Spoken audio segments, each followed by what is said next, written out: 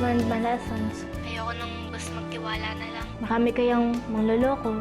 Yung pakikisamahan ka pero iiwanan ka rin. Hindi siya mawala sa isip ko. Nakukonsensya ba ako o namimiss ko lang talaga siya? Wala ka namang pagkukulang sa kanya eh. In fact, pinaglaban mo pa nga siya eh. Sinasabi ko na nga ba, may kinalaman niya si Isabel eh. Hindi pa naman tayo sigurado, Scarlett, kung may kinalaman nga si Isabel sa transaksyon niyo ni Benedict. Si Isabel, alam kong galit siya sa akin. Kaya hindi ko hahayaan na hindi ko mabawi kung ano man ang nawala sa akin. Kaya umanda siya sa akin. Yan ang bagay sa'yo, magnanakaw ka! Langya ako! Umamin ka na! Aaminin ko kapag umamin ka rin. Alam mo naman mas mabigat ang kaso ng pagpatay kesa pagnanakaw. No! Good job, Isa! Nakakatuwa palang panoorin na bumabagsak ang taong nagpapatay sa'yo. That's what I call sweet revenge. I want more. Kulang pa yan nakabayaran sa lahat ng pang-aapi mo sa akin. Ang tagal kitang hindi nakita. Namiss talaga kita. Lumayo ka sa akin! Akala ko patay ka na eh. Kaya nga, pinatawad na kita. Kinalimutan ko na inabandon mo ako. Tapos ngayon, kaharap kita, buhay na buhay. Bakit hindi mo man lang ako hinabol? Bakit hindi ka man lang nagparamdam na buhay ka pa pala? Di ba? Nangako ka sa akin na hindi mo ko iiwan. Nasaan na yung pangako na yun?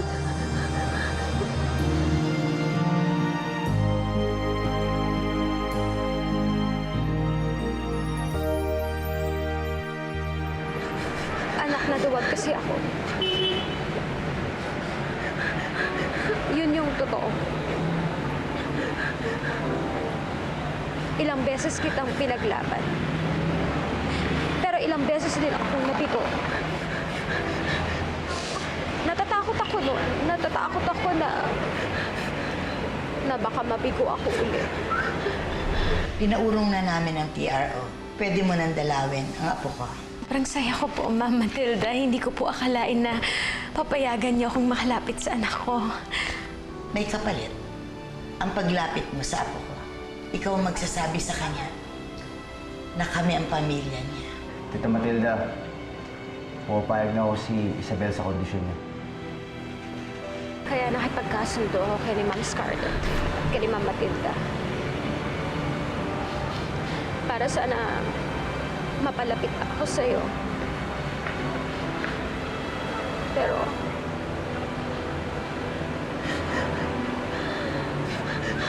hindi sila sumunod sa usapan. Gumawa talaga sila ng paraan para mailayo ka sa akin. Tapos pinagbintangan pa nila ako na pinakidnap kita para sa pera. Lumaki ako sa'yo. Sa tingin mo ba, maniniwala ko na ikaw yung nagpakidnap sa akin? Hindi naman yun yung rason kaya nagagalit ako sa'yo, ah. Sumuko ka!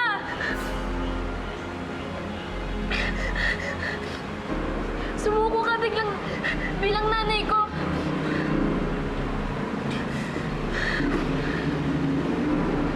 Kaya ayoko na rin maging anak mo.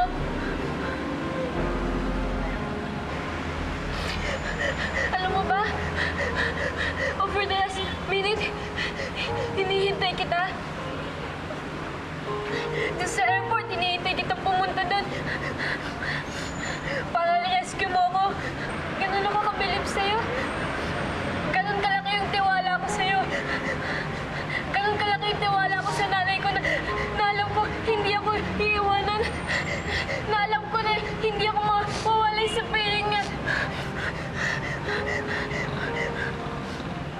Pero hindi ka dumating eh.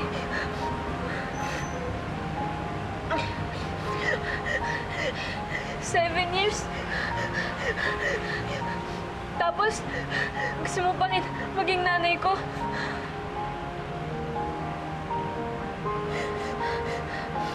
May bago na akong nanay. Yung tunay na nanay ko. Yung alam kong hindi ako iiwan. Maya! Catherine.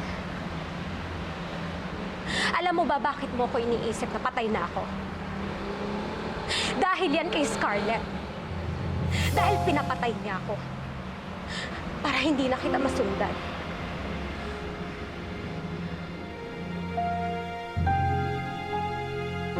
Ay, nako, yung batang yan. Sana naman kaya nagpunta, batang yan. Ko, napakadelikado. Lalo na, buhay. At naghihiganti itong si Isabel ngayon. Wala kasing kwenta yan si Greta eh. Pinabantayan ko sa kanya yung anak ko. Natakasan naman siya. Kaya ayun, pinalayas ko na. Masyado naman yatang matindi ang ginawa mong parusa sa kanya. Gusto niyo akong maniwala na pinapatay kayo ng mami ko? Oo. Dahil masamang tao si Scarlett, kriminal siya. Eh, sino po bang kumuha sa akin ng baby pa ko? Yung nagpalaki sa akin bilang tunay niyang anak. Ako ang nagluwal sa'yo. Ikaw yung anak ko. Siguro nga, hindi kayo masamang tao.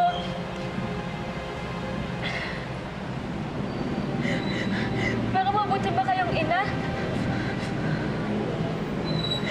Masasabi niyo mabuti kayong ina?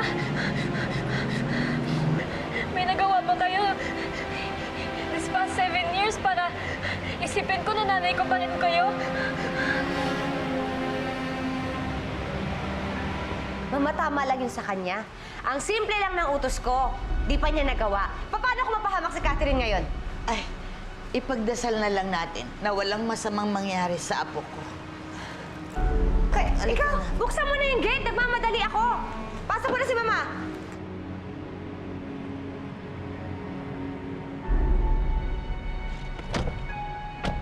Kaya please, tigilan mo na yung pamilya ko. Tahimik naman kami nang wala ka.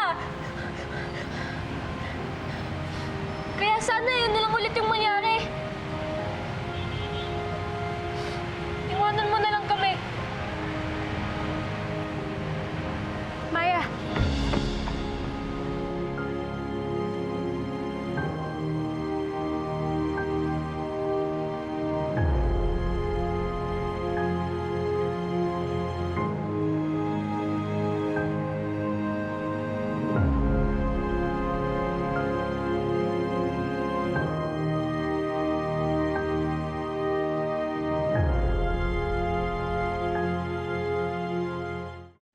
Lagot sa akin yung batang yan.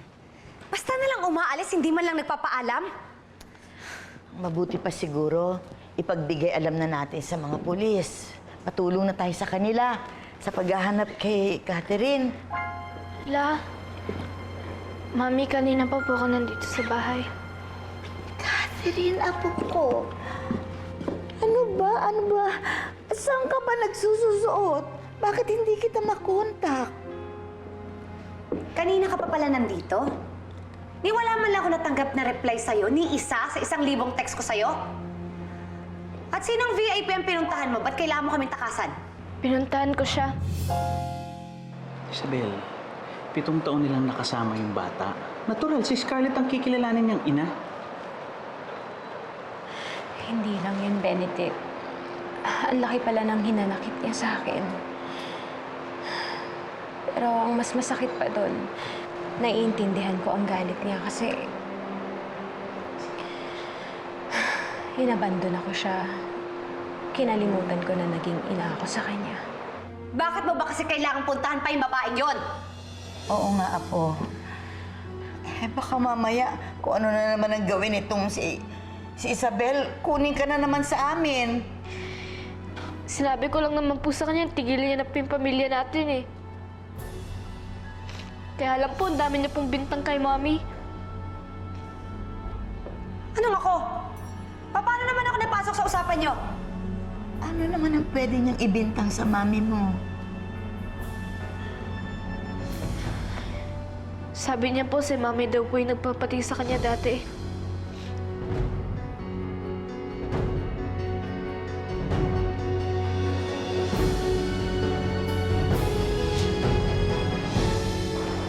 Dahil tanggap mo nagkamali ka. Na hindi mo talaga sa tunay na anak. What you did is for the best. Mabuti na lang, ituloy mo na lang yung pag-iimot mo na naging anak mo siya. Pero hindi naman pwedeng magtapos na lang kami ni Maya doon. Alam kong hindi ko siya hahabulin ngayon. Pero sana hindi niya naman isipin na kriminal akong tao. Much worse na naging masama akong ina sa kanya.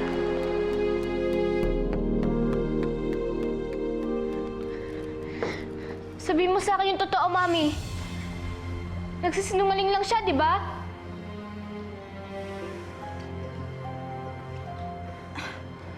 Bakit kanya pinagbibintangan na gusto mo siyang ipapatay?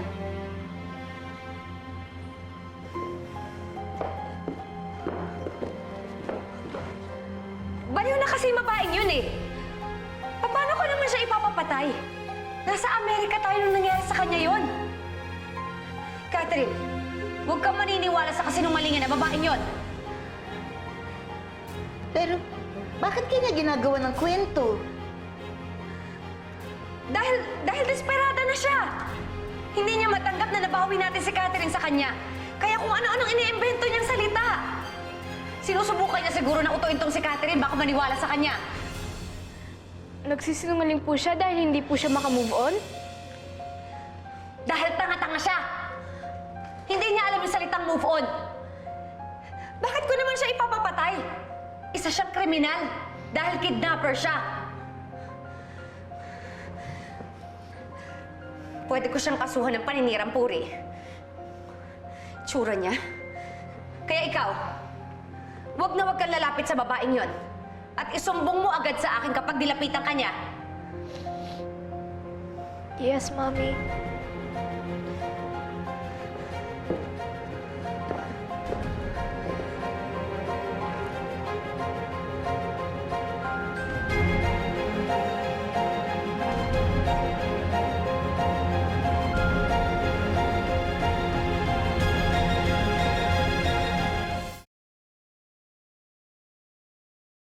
Alam mo, Apo, matanda na ako.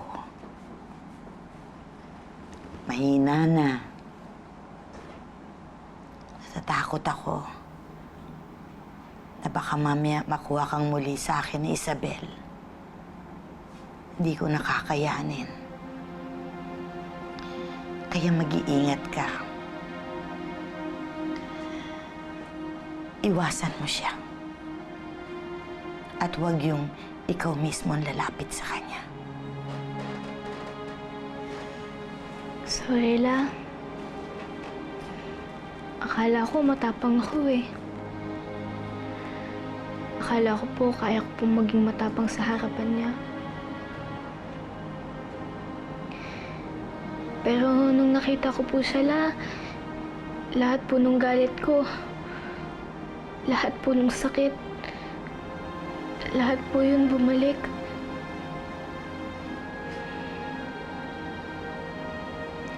Naintindihan kita, Apo. Lahat naman tayo naging biktima ni Isabel. Pero pangako,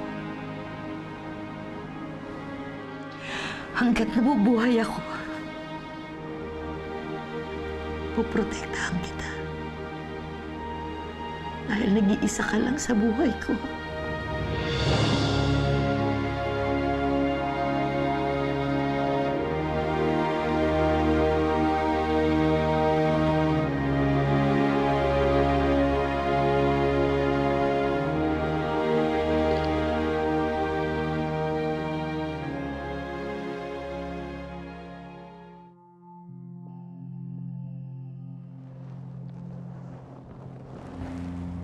Ano ba?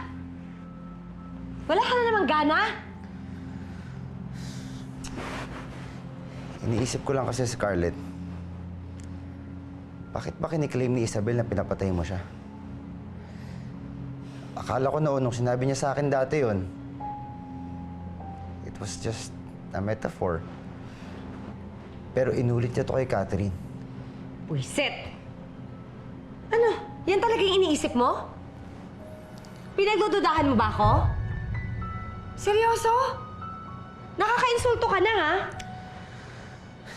Iniisip ko lang naman kung ano ba sa tingin ni Isabel yung mapapala niya sa pagsisinungaling niya. Ano pa? Eh di para mas kampihan niyo siya kaysa sa akin. At sa ginagawa mo ngayon, talagang kinakampihan mo nga siya. Scarlett, hindi naman sa ganun. Buisit. Buisit kasi ang babaeng yan eh. Kahit kailan panira.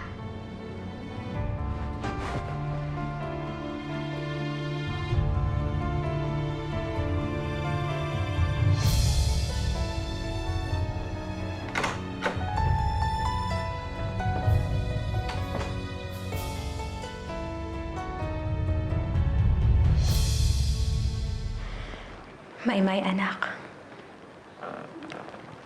Alam mo, ang laki na ni Maya. Ang ganda niya. Lumayo ka sa akin! Hindi Maya yung pangalan ko. Catherine. At hindi kita nanay. Kinalimutan niya na siya si Maya. Kinalimutan niya na rin yung pagsasama namin. I-kiss si nanay bago matulog at pagkagising para alam niyang mahal mo siya. Kiss na po, Nay. Belated happy birthday po, Nanay. Pakabait naman tong anak ko. Maya! Nanay! Nanay! Mahalin mo ang nanay natin. Huwag papaiyakin si nanay. Mahal na mahal ko po kayo, Nanay. Catherine, anak.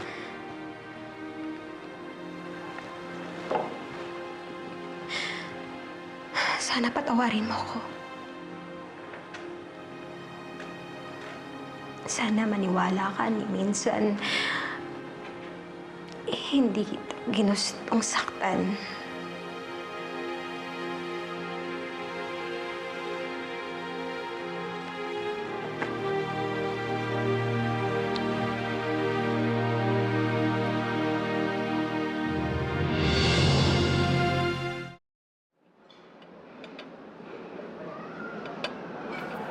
Mami, bakit hindi po ka napapansin ni Tito Jonas? May LQ po ba kayo? Ayoko kasing tumatabi sa mga taong traidor. Scarlett, hindi tama na nag-aaway kayo sa hapagkainan. Kanina ko pa napapansin.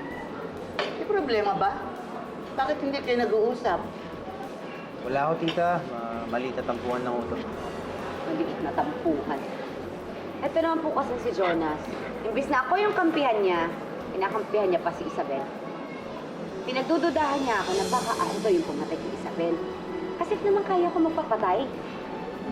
Scarlett, ikaw lang ang nag-iisip niya. Ang gusto ko lang maintindihan yung motibo ni Isabel kung bakit kanya nagbibintangan.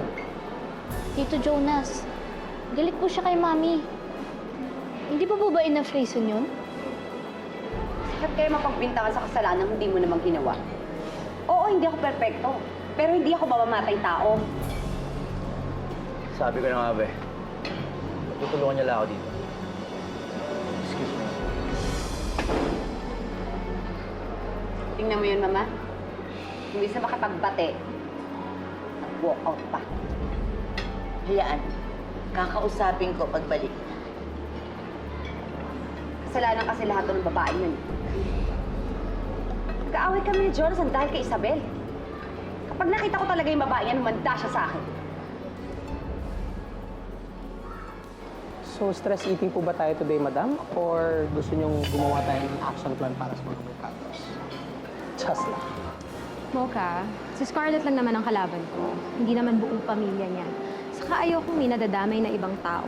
Lalong-lalo na si Catherine. O, kaso parang hanggang DNA na yung sagad yung pagbe-brainwash ni Scarlett kay Jugets. Baka kaya ganyan yung galit niya sa inyo, no? Oo nga eh. Hindi ko nga alam kung kailan kami magkakasundo ulit.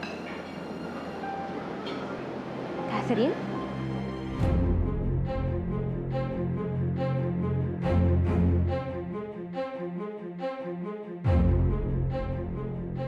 Ewan ko ba dito kay Scarlett? Sinumbong ba naman ako kay Tita Matilda na keso kinakampihan ko rin si Isabel? Parang may dahilan naman sila, kaya nagtatampo sila sa'yo eh. Ba't ba mas kumakampi ka na kay Isabel ngayon? Excuse me, Mama. Meron lang ako kailangang iligpit dito. Yes, Scarlett. Anything I can do for you. Hindi ka lang pala kriminal, no? Stalker ka pa? At nagawa mo pa talaga kami sundan dito? Kasi sa pagkakaalam ko, hindi ka naman mahilig sa mamahaling restaurant. Ang hilig mo dun sa karinderya. Oy, teka, excuse me. But you don't have the right to insult Madam Isa like that. Hindi kita kausap kaya umalis ka sa harapan ko, ha? Basta kakainsulto yung pagmumukha mo! Desperada ka na ba talaga, Scarlett? Na dinadala mo yung ugali mong pagkabakulaw dito? Sino mas desperada sa atin? Sinisiraan mo ako sa anak ko? Gumagawa ka ng kwento! Pinalalabas mo, mamamatay tao ako. Eh, ikaw tong kriminal! Sinasabi ko lang naman yung totoo. Liar! Hindi kriminal ang mami ko! Hey, show some respect. Baka nakakalimutan mo mas nakakatanda ata ang kausap mo. Mana ka nga ng ina mo. Tumahimik ka! Stop. Mocha, we're better. Punta na lang tayo sa ibang restaurant kung saan yung mga tao may breeding. Breeding ba gusto mo? Ha? Breeding? Mami! Isabel! Mami! Isabel! Tama na! Scarlett! Scarlett! Siguro naniniwala pa rin kasi ako na mabuting tao si Isabel. Na meron siyang mas malalim na dahilan kung bakit pinipilit niya si Scarlett yung nagpapatay sa kanya. Jonas! Pare, sige na. Mukhang nahanap ako sa labas eh. Sige, pare. Andiyan ba kaya namin, Scarlett? Tama na! Mami! Tama na na! Scarlett! Huli na! Tama na! Scarlett! Bitaw ko yung pakialam. Meron ka ba? Mami! Ano? Scarlett! Ano? Dito ako tapos sa babae yan, ha? Pwede ba? Minaw ka nga! Pinagtatanggol mo na naman si Isabel? Ma'am Matilda, pasensya na po kayo. Hindi ko po alam nandito kayo. Aalis na lang po kami ng kasama ko para hindi po kami makagulo dito. Isabel, wag mo na lang kami uling guluhin. Lalong-lalo na si Catherine.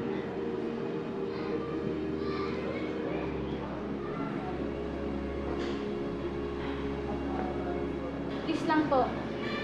Leave us alone. Huwag niyo na po kaming guluhin. Let's go, madam. How barbaric these people are. Hoy, Isabel! Huwag ka magpakanggap na parang kawawa ka dito dahil ikaw yung nauna! Alam mo ka nyo! Mami. O kayo? Ha? Natutuwa ba kayo sa eksena? Nakuhaan nyo? Ha? Subukan yung ikalat yan. Pasasabukin ko yung restaurant na to! Mami. Mga chismoso! Scarlett.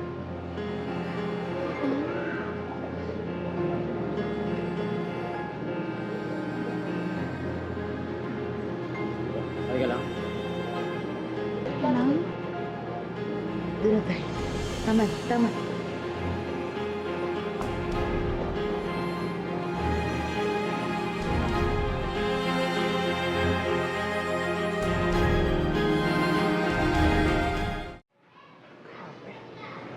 Isabel! Mocha, antayin mo na Isabel. lang sa kotse. Yes, madam. Isabel! O, Jonas. Gusto ko lang sanang humingi ng sorry sa'yo sa nangyari sa loob. Lumabas kasi ako kanina kaya hindi ko agad napigilan si Scarlett. Bumalik ka na sa loob. Hindi mo naman ako kailangang pagtanggol, magpaliwanag. Sanay naman ako ipagtanggol ang sarili ko. Saka kaaway ako ng babaeng papakasalan mo. Pwera na lang kung mas kinakampihan mo ako kaysa sa kanya. Wala akong kinakampihan. Ang sa akin, kung sino yung tama at totoo, doon ako. Alam mo, sa panahon na ngayon, hindi mo alam kung sino ang pagkakatiwalaan mo. Hindi mo alam kung sino ba talaga nagsasabi ng totoo o nagsisinungaling. Minsan, yung taong kasama mo pa sa kama, yun pa yung taong dapat hindi mo pagkatiwalaan. Parang si Benedict. Ang kapal naman ang mukha mo na pagbintangan si Benedict. Hindi mo siya kilala para pagbintangan mo na kung ano-ano. O hindi ba? Siya yung kasabwat mo dun sa scam kay Scarlett. Si Benedict yung tumulong sa akin, yung lugmok na lugmok ako. Nung tinapon akong parang basura ng mga taong pinagkakatiwalaan ko. I'm sorry, Isabel. Hindi kita dapat iniwan na lang ng basta-basta. Huli na ang sorry mo, Jonas.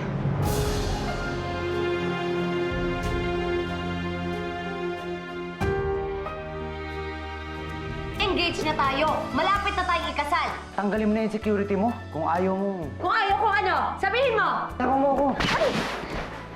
Ayokong mapabilis yung pagdurusa niya. Kailangan na matanggalan niyang pangil niya para hindi na makalaban. May naisip ka ba bang paraan parang pabagsak yan si Scarlett? Naglalasing-lasing ka, tingnan mo, hindi mo naman pala kaya yung sarili mo. Lapit na akong iwan ng lalaking niya. Kung ayaw na sa akin ni Jonas, uunahan ko na siya. Sisiraan ko siya kay Mama. Tingnan lang natin kung saan siya pupulutin kapag si Mama na yung umayaw sa kanya. Nag-apela ang kampo ni Isabel. Nasasaad din sa desisyon ng korte na kinakailangang mag-submit kayo ng DNA sample mo, Scarlett.